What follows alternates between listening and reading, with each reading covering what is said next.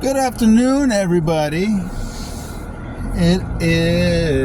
Today is Sunday, May 26th.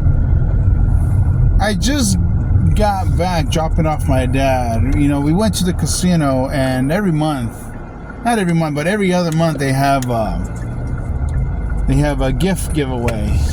You know, it depends, different gifts all the time. You know, it could be purses, bed sheets, something, you know what I mean? So it's good.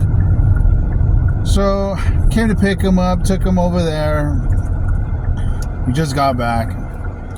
The thing is I don't like about Arizona is the drivers. These drivers, people on the road just do not know how to drive. I don't know what it is. These people just don't understand what red light means. They don't know what stop sign means. They don't even know what blinker means. It's just out of control. These people, man, I don't know what it is. They have no idea on how to drive. And then I'm driving on the freeway. It's called the 202.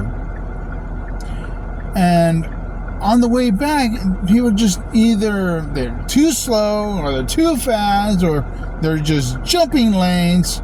And when they jump the lanes, they don't put on the signal. And then here's the bad thing: when they do put on the signal, they just don't. They do it at the very last minute. They don't even do it even ahead of time to even let you know that, hey, they're moving they're coming onto the freeway. You're supposed to use your turning signal. I would say 99% of the time they're going to turn. But there's times over here where they just get on and they get off the next stop. They don't even bother even making to get moving into the next lane. But it's just crazy nonsense. It's like, what is wrong with you? Why can't you drive? Why can't you use your turning signal? What's the matter with you? You have a turning signal for a reason, man. Oh, another one is, and then you see them into an accident, right? And then they try to blame everybody else. They don't ever blame them, And then it's just crazy insane. Man, it really is. It's just like, I don't know what it is with people in their cars. They don't know anything about how to drive. I don't even know if they have the license to drive or even insurance. And you want to know why I know that they probably don't have insurance? Because they drive a busted up car. Fenders hanging out, dents on the door. I've seen this one car, his whole rear end was like bashed in. I'm like, man, how do you drive like that? Man, I saw a car with no hoods. Oh my God, everybody has a cracked window.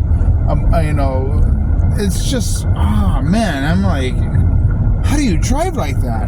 Isn't that embarrassing to you to drive a car like that? Man, these people just don't know. It's like, God, man, learn how to drive. I go, no wonder why your car's all busted up. You don't know how to drive. Man, and if it's not your fault, it's the other person's fault, right? And then that person doesn't know how to drive either. So listen, I got into one accident because this lady pulled out in traffic without looking both ways as I was coming. I have the right of way. I'm going straight. I'm going northbound, and she's making her turn, and she didn't even bother slowing down to take a peek whether the coast is clear or not. So she just took off. I end up hitting her, and then I go, well, I'm surprised I haven't got into more accidents because all these people here in the state of Arizona don't know how to drive. I don't know what it is, but man, you know what? You got to take your test again. Jeez. What is wrong with people? Man. And then you hear that clicking sound? The clicking sound means I'm turning. I'm making a left turn. I come to a stoplight. It's a red light. I have to stop. No, people here, they just run through it. And then another thing is they always try to beat the yellow light too, and they have cameras here, and I don't know if they work. I don't know if they do anything. I'm sure that they're just for show. Man, see, now I have a green light. Now I can make a left turn. Jeez. Man. And then here, people drive here. They all have nice cars. A lot of people here have nice cars. They have the most expensive car, Corvettes. They have race cars, big old trucks.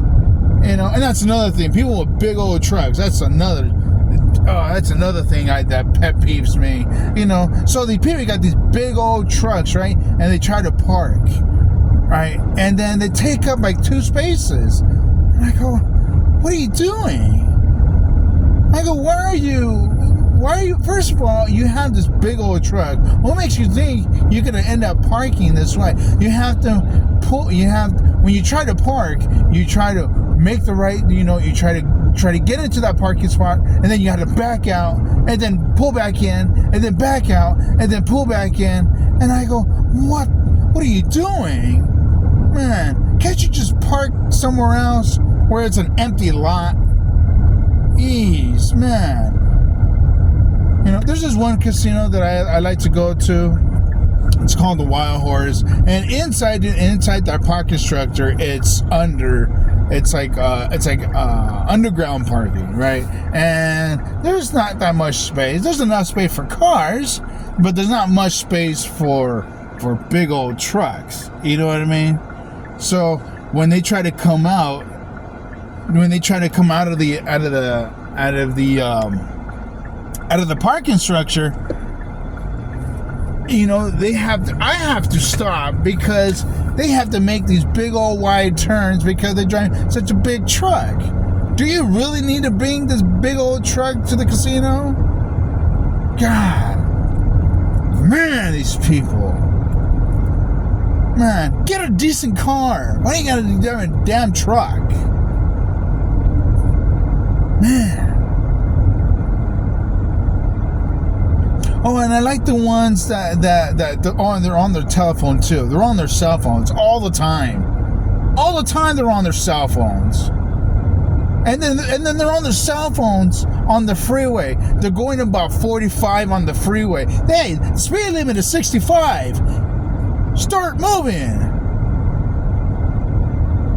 Jeez, man. I don't understand.